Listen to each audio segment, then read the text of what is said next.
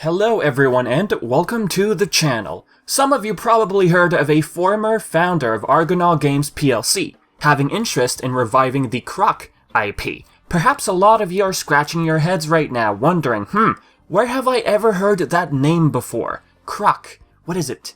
It rings a bell. Well, the thing is, when thinking of Croc, Legend of the Gobbos, or Croc in general, we look at Argonaut, who had a very close relationship with Nintendo back in the early 90s. This developer team was founded back in 1982 by San. One of the biggest highlights of their relationship with Nintendo back in the day, while they provided Nintendo with technology, they were basically on the tech side of things, instead of the design department, before Croc was a thing.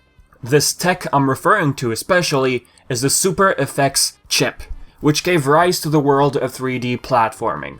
Argonaut was one of the first developers to have tackled 3D in gaming, meaning Nintendo's first attempt at it dates back to Star Fox on the Super Nintendo Entertainment System, or also known as the Super Famicom in Japan. When Argonaut had an exclusive contract deal with the company Nintendo, they had planned 3 games, Star Fox being one of them. Nintendo was so impressed by what the team at Argonaut was capable of doing, they got a Japanese exclusive game called X for the Game Boy for Japan, which also was an early attempt at 3D. Long story short, Argonaut felt that their potential was being wasted at a certain point in time when working for Nintendo. For example, before Croc became a thing, Argonaut wanted to make a Yoshi-based racing game. Nintendo refused. They did see a prototype, but they did ultimately refuse in the end. I guess Argonaut was not too surprised by that fact, considering that a Western team-ish was using a Nintendo character, a non-Japanese company using a Nintendo character. So in the end, they were basically like, okay, yeah, we're disappointed, but at the same time, we're not surprised. That's basically when their relationship came to a close. Instead of moving forward with that Yoshi game idea, Nintendo instead focused on Super Mario 64. When the Nintendo 64 was the next big thing. The game was released in 1996. San even felt like Mario 64 had the feel of their imagined Yoshi game. Alas, they go their separate ways, and the idea of Croc for the PlayStation, PC, and the Sega Saturn was born. Built off the foundation of their Yoshi game, Croc Legend of the Gobbos released in 1997. It had so much of a great reception, enough reception from fans, that the idea of a sequel was inevitable. Croc 2 released in 1999 on PlayStation. As for the following 2 years, we got the game on PC and the Sega Saturn as well. It didn't sell as much as on the PlayStation, comparing it to the first game, which was over 3 million copies. Croc 2 sold over 700,000 copies. If you're wondering who published these games, it was Fox Interactive. The first game was so much of a success, they had merchandise and all that, especially looking at the first installment. So what happened after Croc 2? Well, fast forward to 2004, Argonaut Games started dissolving. Lack of publishing deals and all, the company had trouble maintaining itself, so they basically went defunct. With that, Croc 3 never happened. Fox Interactive went in a different avenue, releasing a retelling of game number 1 on the Game Boy Color. Oh, and actually, they had the game developed by them this time. As for publishing, it was handled by THQ.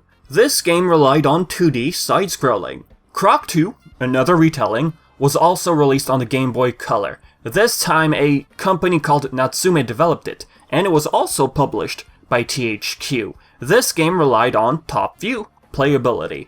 As for the years 2005 and 2006, we enter the mobile game era. Croc got 3 games: Croc Mobile Jungle Rumble 2005, Pinball 2006, and Volcanic Panic 2006 as well, all developed and published by Morpheme. So now you wonder, okay, different publishing deals, different companies involved, who really owns the IP? San, the founder of Argonaut from back in the day. Since the year 2017, #BringBackCroc was born, Between then and now, we got resurgence of platformers. We got KO the Kangaroo, who's returning by the way. I'll make a separate video on that one. I'm bringing KO into the equation because that one, you know, coming back, it got born by basically using hashtags, which showed a lot of fan demand for the game. Don't forget, we got Spyro, we got Crash. The point is, with the market's demand of platformers lately, longtime Croc fans wonder if the same could happen. Jez has been aware of the fan demand these past couple of years. Heck, he even reassured us that he does have interest with reviving this IP, according to what he stated over on Twitter. One day, I'd like to remake it. I get inbound all the time from folks that want to do it. One day. Since Jez owns the IP basically, it all comes down to looking for a different publisher. Or perhaps even Kickstarter, whatever they decide is best for Croc. After all, Yooka-Laylee, don't forget, that one was born through a Kickstarter. The same goes for A Hat in Time. Yooka-Laylee got 2 games after the Kickstarter. A Hat in Time received DLC and released on other platforms. All I'm gonna say is, who knows? Who knows what's gonna happen with Croc? So with that being said, guys, this is it for the video. If you have any sorts of questions or anything of such sort, leave it all in the comment section below. And as always, I've been Vivi, and thank you so much for watching.